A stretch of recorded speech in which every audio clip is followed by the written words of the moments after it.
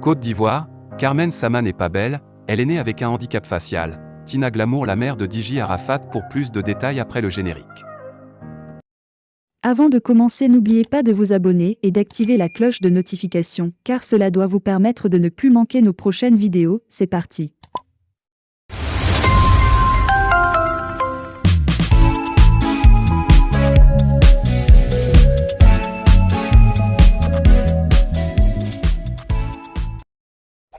Invité de l'émission Allo Caviar, diffusée sur Live TV ce lundi, Logbo Valentine, plus connue sous le nom Tina Glamour, a fait des révélations sur Carmen Sama, la veuve de son défunt fils Ouange Didier. On pensait que le chapitre des tirs à boulet rouge sur tout ce qui bouge, et tous ceux qui l'ouvrent sur elle était terminé, c'était sans compter sur le nouveau talk show de coach à monde chic proposé par Live TV, Allo Caviar. En effet, hier 1er août, Tina Glamour, désormais Lady Glamès, était l'invité de coach à monde chic. Le thème de l'émission traitait des relations entre belle-mère et belle-fille. Le moins qu'on puisse dire, c'est que Lady Glamès nous a servi un parterre d'injures et de balles perdues, comme on dit ici, sur la terre des Burnies. Personne n'a été épargné. Les téléspectateurs et observateurs sociaux pensaient même qu'elle était sous l'emprise de substances illicites. Mais poussons la réflexion loin, et si Lady Glamès n'a jamais pu faire le deuil de ses enfants disparus? Et si elle était plus fragile qu'elle ne le montre sur les réseaux sociaux? Et si elle était victime de la distance entre elle et sa petite fille Rafna, par ricochet de Carmen Sama? C'est d'un œil de profane que j'ai posé ces réflexions. J'espère que des regards plus avisés pourront nous montrer le chemin et apporter des pistes de réponse à ces interrogations. Pour l'heure, je pense qu'il faut sauver le soldat Lady Glamès avant que le pire n'arrive. Allo Caviar, coach Hamon vs Général Makosso, le duo bat ce record d'audience. Le vendredi 29 juillet 2022, sur le plateau de l'émission Allo Caviar, sur Live TV, coach Hamon chic recevait Camille Makosso. Au cours de ce numéro, dont le thème est « La séduction dans les couples », un cap historique a été franchi sur Facebook, en termes d'audience. Plus de 46 000 abonnés se sont, alors, connectés, pour suivre l'émission Allo Caviar. C'est la dénomination de la nouvelle émission, produite par Live TV et présentée par la conseillère matrimoniale et influenceuse ivoirienne, coach Hamon chic. Lors du numéro du vendredi 29 juillet dernier, Hamon chic a reçu Camille Makosso, le controversé pasteur ivoirien. 46 683 abonnés connectés, un record. Le thème, qui était à l'ordre du jour, portait sur « La séduction dans les couples », un thème à polémique, selon certaines voix. La veille, déjà, à la faveur d'une annonce que le sulfureux influenceur avait faite, via sa page Facebook, un face-à-face entre le Daichi des marmailleurs et la Daichi des caviars allait avoir lieu. Alors que la nouvelle était, abondamment, diffusée sur les réseaux sociaux, ce duel inédit ne pouvait que susciter un énorme engouement dans les rangs des internautes. Lors de l'émission, proprement dite, les communautés respectives des deux célébrités ivoiriennes ont été au rendez-vous, explosant le compteur. En effet, lors du direct des Allo Caviar sur Facebook, le vendredi dernier, la barre de 46 683 abonnés connectés a été atteinte, ce qui est une première dans l'histoire d'une chaîne de télévision en Côte d'Ivoire.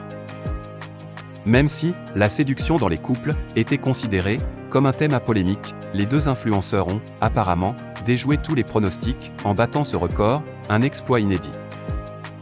Faut-il le rappeler, lors de son baptême de feu, sur le plateau de l'émission Allo Caviar, coach Hamon chic a créé une grosse polémique, alors que la nouvelle présentatrice recevait, en direct, une jeune femme, enceinte d'un chauffeur.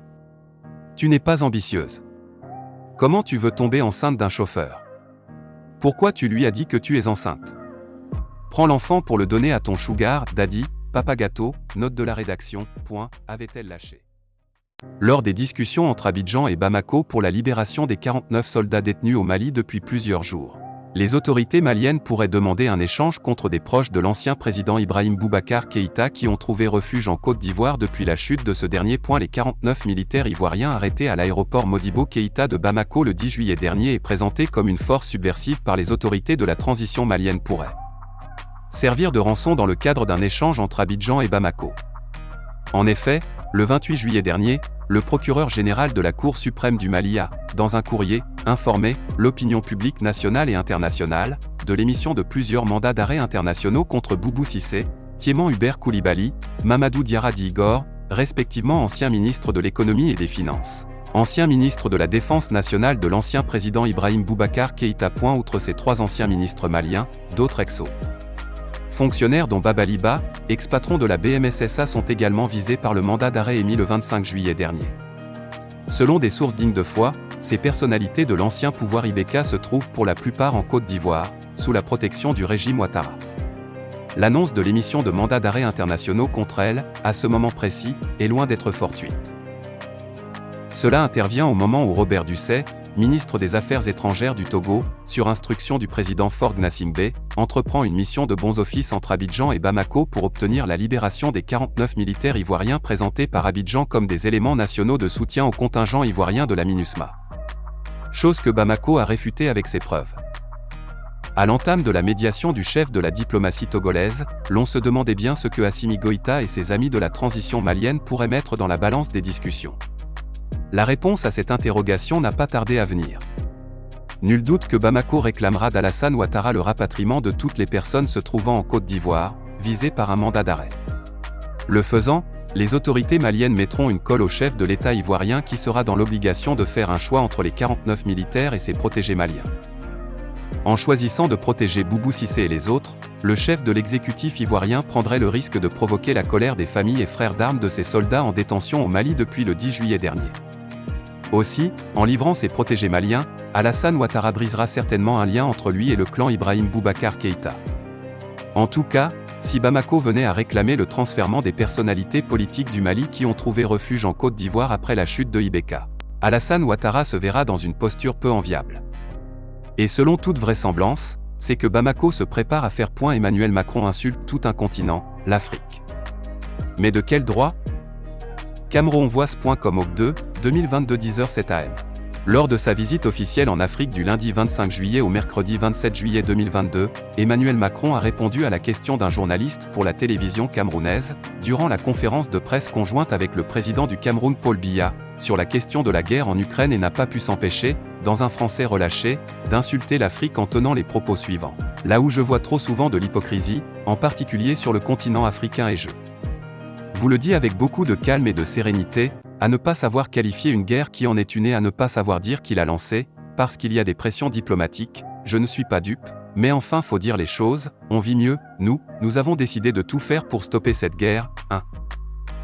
Il a ensuite eu l'outrecuidance d'ajouter, en évoquant de manière confuse une situation internationale qu'il semble interpréter comme un désordre provoqué par la Russie, notamment à cause des sanctions que les pays, en particulier européens, doivent, selon Emmanuel Macron bien sûr, utiliser comme un moyen de bloquer son effort de guerre. Ce n'est pas l'ordre international que nous voulons, qui repose sur la coopération et le respect de la souveraineté de chacun. Par ailleurs, dans son allocution du mardi 26 juillet 2022 devant la communauté française du Cameroun, Emmanuel Macron ne jurera que par des mots positifs qui ne lui sied aucunement. Dialogue respectueux et confiant, je crois qu'il y a entre la France et le Cameroun, entre la France et le continent africain une profonde histoire d'amour, de respect, d'échange, de métissage, de créolisation aussi, de mélange, de richesse mutuelle qu'il nous faut savoir raviver. Je suis pour la régulation et la transparence. Aucun développement économique n'est possible sans la paix et la sécurité, accompagnés avec bienveillance, respect et humilité. 2. Mais dans les faits, le peuple africain s'est senti insulté et à juste titre par l'hypocrisie appliquée à son continent par un homme venu de France et qui a lui-même un lourd passé d'hypocrite. Si nous ne devions citer qu'une seule de ces hypocrisies, la plus flagrante et la plus odieuse serait celle-ci: je ne rendrai pas la vaccination obligatoire 4 novembre 2020, alors qu'à cause de l'état d'urgence sanitaire qu'il déclenche et qui lui permettra de développer tout un arsenal de lois et de décrets dont on n'osera plus si les pseudo-juridiques, pseudo-médicales ou pseudo-politiques. Des personnels soignants et des pompiers seront renvoyés en masse et ne sont toujours pas rétablis dans leurs fonctions pour n'avoir pas été vaccinés. Peuple d'Afrique, sachez ceci. Pour moi, mais il me semble que je ne suis pas le seul Français à le considérer de la sorte, Emmanuel Macron n'est pas le représentant du peuple français, du pays que j'appelle France, il est le VRP d'un consortium qui se fait appeler République française, et ne représente que ce petit groupe privé de personnes obscures qui se considèrent comme une élite. C'est la raison pour laquelle vous le voyez méprisant et condescendant. Il est vrai que les Français se sont malheureusement habitués à laisser parler ce VRP en son nom, même lorsque ce dernier insultait le peuple qu'il disait vouloir représenter. Nous n'oublions pas sa provocation, qu'ils viennent me chercher. 5. Ni ses diverses insultes à notre encontre, les ouvrières, illettrés, de Gad, des gens qui ne sont rien. 6. 66 millions de procureurs. 7. Je traverse la rue, du travail je vous en trouve. 8. Je ne céderai rien aux fainéants ni aux Cynique ni aux extrêmes. 9. Les Gaulois réfractaires. 10. Les entreprises non essentielles. 11. Et bien là, les non-vaccinés, j'ai très envie de les émerder. 12. Mais le peuple français est surprenant, aussi prompt à décapiter un roi débonnaire, Louis XVI, qui a tout fait pour gouverner avec lui qu'à laisser en place un petit banquier méprisant qui gouverne en son nom, mais sans lui et même contre lui. Que attendez-vous, me demanderez-vous peut-être, peuple d'Afrique ? Je crois qu'en réalité le peuple français s'est laissé engluer dans la colonisation de son propre pays par des hommes français que je qualifierais de pseudo-politiques et qui laissent aujourd'hui la France dans cet état de sidération dans lequel nous vous avions laissé et dont vous sortez aujourd'hui avec fierté et surtout avec honneur. Je ne puis donc prédire le moment où nous sortirons nous aussi de cet état glaçant de sidération et de torpeur. Mes frères de peine, j'oserais vous demander, pourrons-nous donc un jour nous retrouver sur un terrain de discussion d'égal à égal, lorsque cette caste politico-financière aura été définitivement écartée de notre pays ? Par Bertrand Duneau. Et bien chers abonnés, si vous avez aimé la vidéo, n'oubliez pas de la liker au maximum. Bye bye a été atteinte, ce qui est une première dans l'histoire d'une chaîne de télévision, en Côte d'Ivoire. Même si, la séduction dans les couples, était considérée comme un thème à polémique, les deux influenceurs ont, apparemment, déjoué tous les pronostics, en battant ce record, un exploit inédit. Faut-il le rappeler, lors de son baptême de feu, sur le plateau de l'émission Allo Caviar, Coach Amon Chic a créé une grosse polémique, alors que la nouvelle présentatrice recevait, en direct, une jeune femme, enceinte d'un chauffeur. Tu n'es pas ambitieuse. Comment tu veux tomber enceinte d'un chauffeur ? Pourquoi tu lui as dit que tu es enceinte ? Prends l'enfant pour le donner à ton sugar daddy, papa gâteau, note de la rédaction, avait-elle lâché ?